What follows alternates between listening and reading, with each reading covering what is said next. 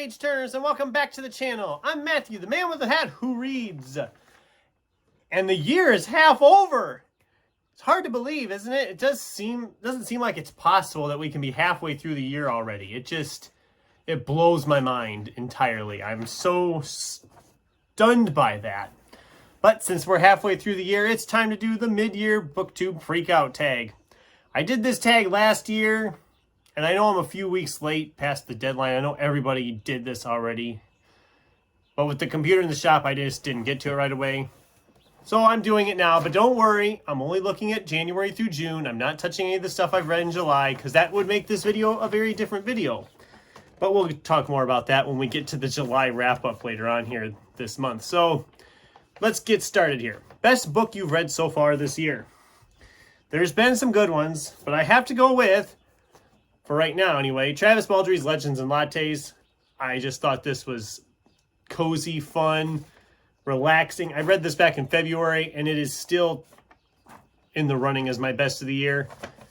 Although this was, like I said, a hard choice to make, because I've read some good stuff this year already, and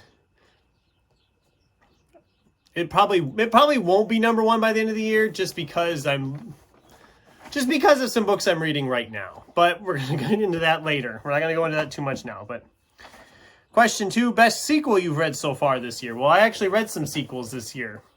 And I'm not counting Harry Potter because those were rereads and everybody knows about them. So the sequel would be Scott Lynch's Red Seas Under Red Skies. I liked this one maybe just a tad more than the first book in Locke Lamore's story. I did read the third book also, and it was a step down for me from the other two, but I really did enjoy this one a lot. New release you haven't read yet but want to. Well, there's a few of them, but the big one right now is still How to Sell a Haunted House by Grady Hendrix. I think it came out back in January, and I know some of my other booktubers I follow have already read it, and they loved it, and I really want to read it, and I haven't been able to get my hands on a copy yet, but that is one I want to read yet. There's probably some other ones too, but I can't think of them off the top of my head. So, question 4, most anticipated release for the second half of the year. I haven't looked that close. I can't really think of anything off the top of my head. I know there's some out there I want to read that are coming, but I just am drawing a blank. If I had to pick one, I'd probably say Bookshops and Bone Dust, I believe is what the sequel to Legends and Lattes is called. But knowing my luck, I won't get to that until probably next year anyway, so. Biggest disappointment. Here again, there are a couple I could put here. I thought about the last chapter of The Witcher because I was disappointed with how that series wrapped up. I also thought about a couple other ones, but I'm going to have to go with A People's History of the Vampire Uprising.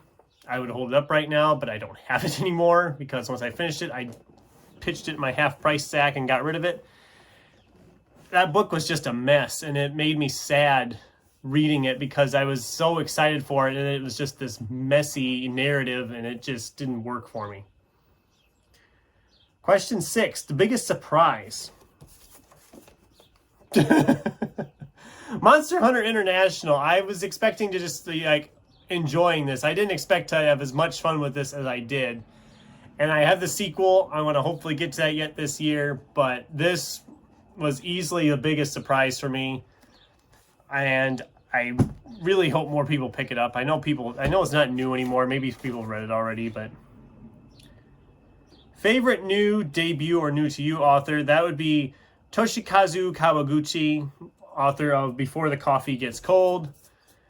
We're going to talk about this book a little bit more later, but I really loved their writing style, and I know part of that might be the translation because it's originally written in Japanese, I believe. Oh, Booktube's probably... Okay, Japanese, okay. Wanted to make sure. I didn't want to get into this big, huge rumble on Booktube. You know, it's possible, but... Newest fictional crush.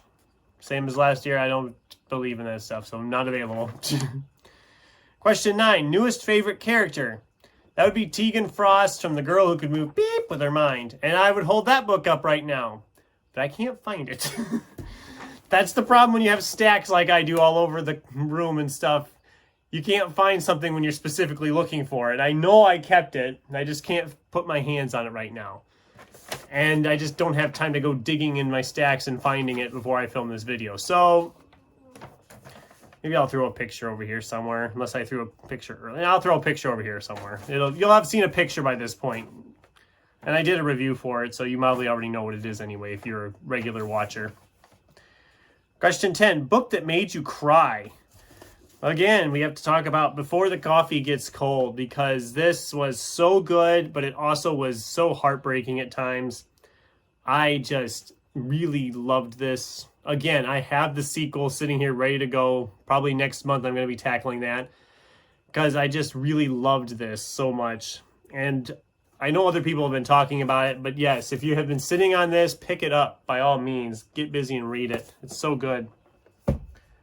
A book that made you happy. We're going right back to this one. Legends and Lattes from Travis Baldree. I wanted to sit there with a goofy grin on my face the whole time because this was just such a fun book. I had so much fun with it. It's just so sweet and heartfelt and just a fun time. Question 12. Most beautiful book you've received or bought so far this year? I couldn't figure out which book I wanted to acknowledge for that. I looked all over my stacks trying to figure out what would be that book, and nothing really popped up. I mean, I've gotten so many, I couldn't really pick down to just one. I mean, I don't go for the really fancy schmancy books that much, so I couldn't even find anything like that, but there's probably something I'll find. Probably about an hour after I film this video, I'll find something, but whatever. I don't know. And the final question, 13. What books do you need to read by the end of the year? Well, I have a whole bunch of them I'd like to get to, but I picked out 4 of them that I definitely want to get to yet this year. And I don't know if I'll get to all of them. There's one of them in particular, I just don't know when I'll get to it. But first up is Matt Haig's The Possession of Mr. Cave, because like I've said in other videos, I really love Matt Haig's stuff. And he is still by far the perfect score on an author for me. Every book I've read by him has been 5 stars, so I'm very curious if he can keep that streak alive with this one. Frank Herbert's Dune. I want to tackle this one in September for Sci-Fi September. I'm also kind of taking part a little bit in the buddy read that MJ is hosting on her Discord and on her channel. I tried to read this thing like 10 years ago, and I didn't get very far in. I just couldn't get into it. I was struggling. But I'm hoping now that I can actually get into it more. I mean, it's been 10 years. My tastes have obviously changed over 10 years. I'm sure I will connect with it a lot better now than I did then. And I want to read this because the new movie comes out in November, the sequel, the second half of this book, actually. So, obviously that. One I mentioned earlier, Toshikazu Kawaguchi's Tales from the Cafe, a novel. This is the sequel to Before the Coffee Gets Cold. I obviously want to tackle this one and continue with this series afterwards, as I have really enjoyed this. This one's not terribly long. I'm planning to read this in August. It'll be a very fast read, I'm sure. And then the one I'm just not sure of when I'm going to get to is Brandon Sanderson's Mistborn. Because I've had this one sitting here almost a year now, and I haven't picked it up yet. And it's not that I don't like Brandon Sanderson's writing, because I read Warbreaker earlier this year and really enjoyed it. I really want to tackle this series, once I've tried the first one, of course. And I just haven't found time to do it. I haven't found a place to squeeze it in. And I've got so many picked out for August, so it can't go there. And then, of course, Sci-Fi September and October of Horror. So it doesn't really fit either of those places. So I'm back to November at least. November, December. And I'm going to try to squeeze it in there because I do want to read it. I've heard so many good things from people. And it's just, I'm going to get to it. I'm going to try to squeeze it in yet.